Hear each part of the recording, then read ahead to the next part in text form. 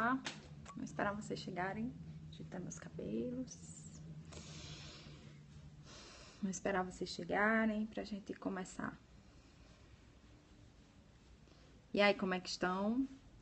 Eu acredito que não haverá muita gente, por causa do horário, né? Mas enfim. Oi, Rita, tudo bom? Minhas amigas reclamaram que eu não tava ajeitada de manhã, então eu resolvi dar um upgrade aqui no visual. Bem, tem problema. Sem problema. Não tem problema. Oi, tudo bom, promotora? Sem problema, Vitor, tá? Porque é até bom. Ah, obrigada. É até bom porque vai ficar gravado. E vou subir lá pro canal e depois vocês assistem, tá? Como eu pedi, não sei se vocês pegaram a prova, tá? De todo jeito eu vou tentar passar aqui no computador o texto da questão e aí a gente começa a comentar, tá? Eu vou tentar fazer agora. Deixa eu ver só um negócio aqui. Vou virar aqui e vou passar o texto da questão, tá? A gente vai começar... Peraí, deixa eu explicar antes. A gente vai começar com a questão 5 do grupo 1, que é de eleitoral. Questão 5 e 6, tá? Então, eu vou mostrar agora o teor da questão 5. Eu vou dar, tipo, uns 10 segundos para vocês olharem. E aí, 15 segundos pra gente começar a comentar, tá bom? Peraí. Deixa eu aproveitar aqui. Não sei se vai dar pra me ouvir. Oi, Luana, tudo bom? Não sei se vai dar pra me ouvir, mas a questão é a seguinte. João da Silva foi eleito prefeito em 2004, para o pleito 2004, para o mandato 2005-2008, né, no município X.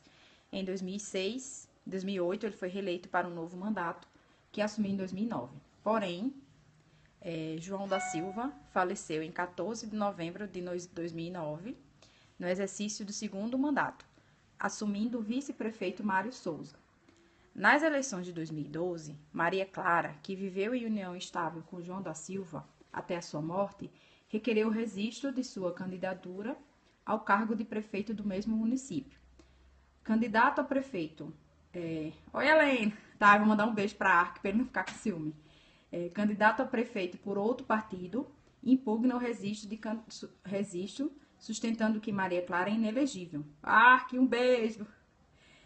Tendo em vista a jurisprudência do TSE sobre a matéria, procede à impugnação, resposta fundamentada com breve abordagem acerca dos aspectos teóricos da inelegibilidade alegada. Vejam que eles limitam a 20 linhas, tá? O que ultrapassar não será considerado. Então, vou voltar aqui. Tá, então tá. Que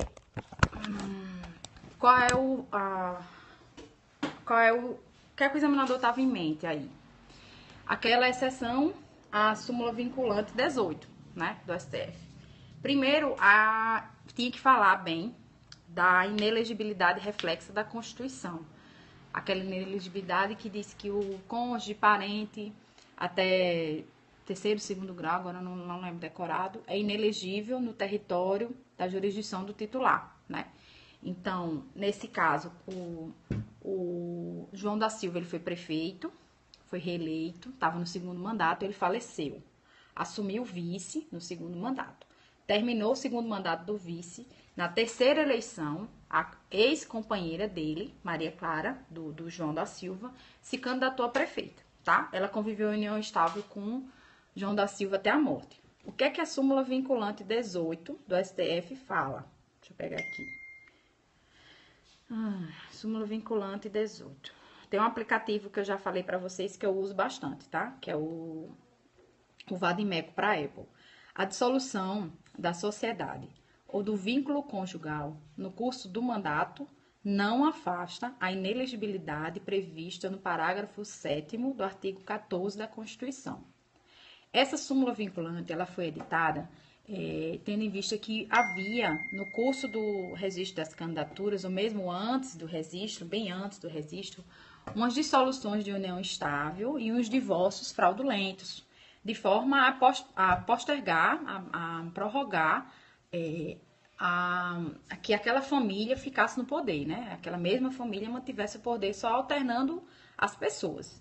Então, o STF fez essa súmula vinculante com base nesses casos, né? E daí o examinador queria saber se você sabia disso.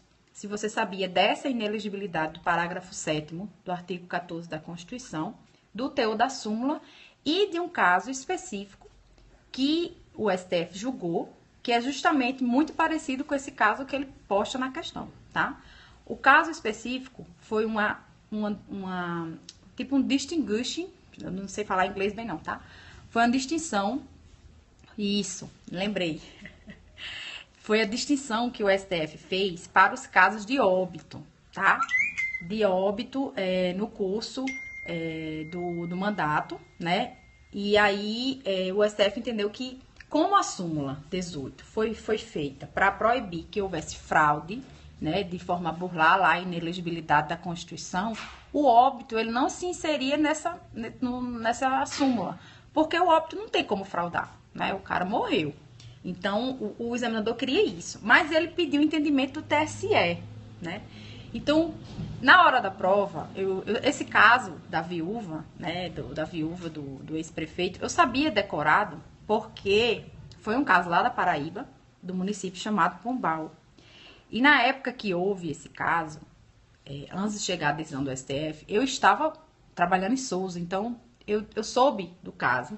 E quando veio a decisão do STF, na ação cautelar, que atribuiu efeito suspensivo ao recurso extraordinário, eu decorei bem porque foi um caso do município perto de onde eu trabalhava, né?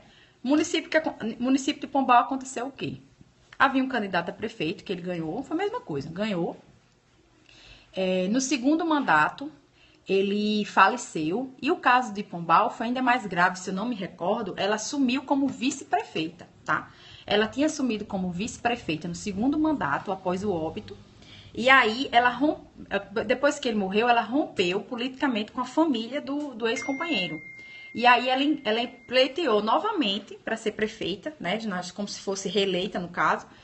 E o STF entendeu que nesse caso específico, como ele havia morrido e como ela havia rompido politicamente com a família dele, então não se caracterizaria uma perpetuação no poder. E aí ele abriu essa exceção para a súmula, né? Obviamente, se houve recurso extraordinário para o STF, o entendimento do TSE é de que era inelegível, né?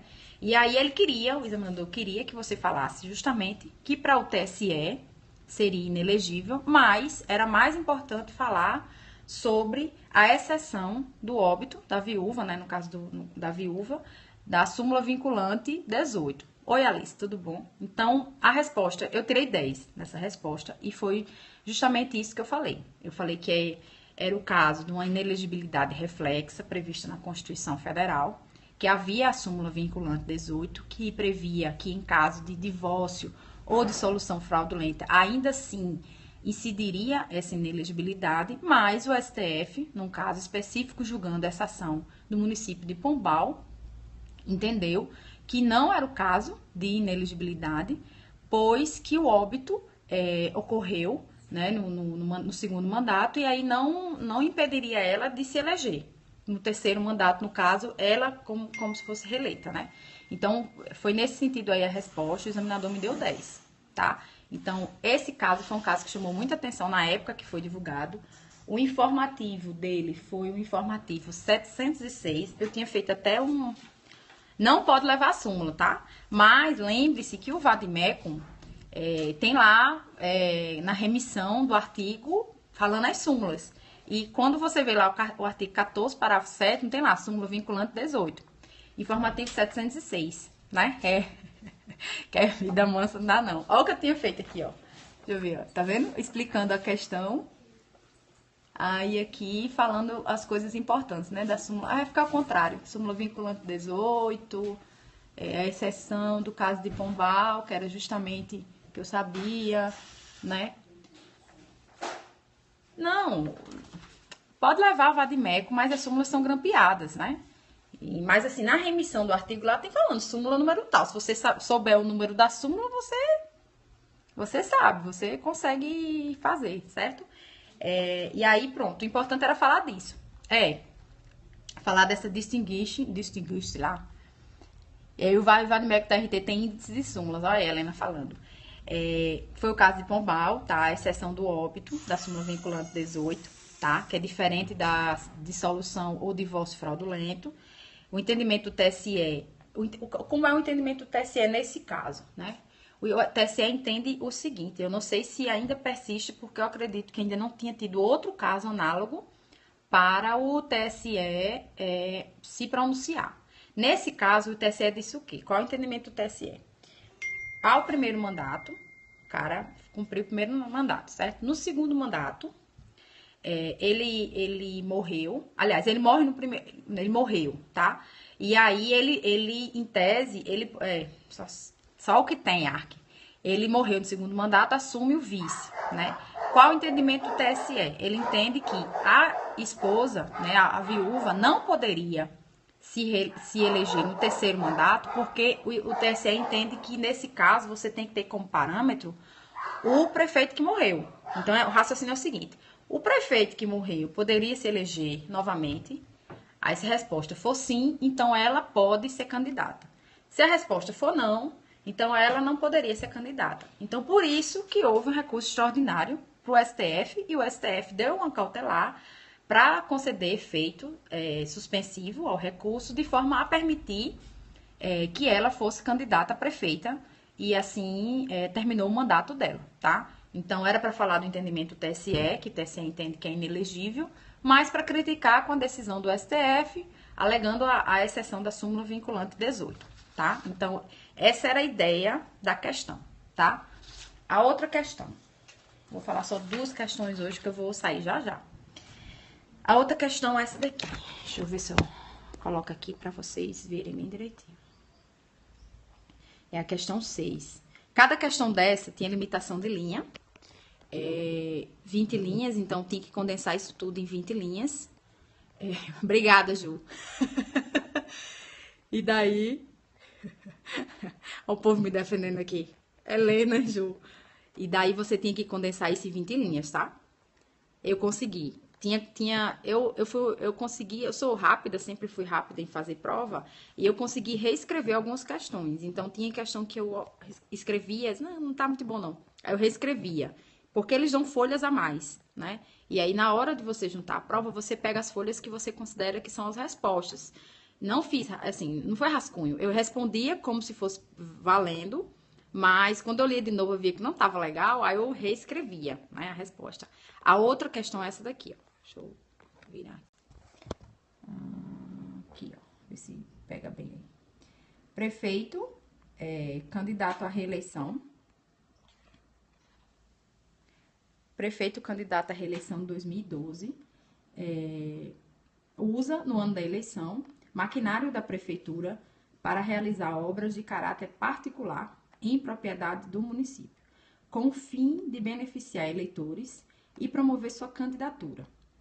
Reeleito e diplomado, responde, juntamente com o candidato a vice-prefeito, a ação de impugnação de mandato eletivo, tempestivamente proposta, cujo pedido é julgado procedente para o fim de cassar o seu mandato, e do candidato a vice, por abuso de poder, e declarar sua inelegibilidade.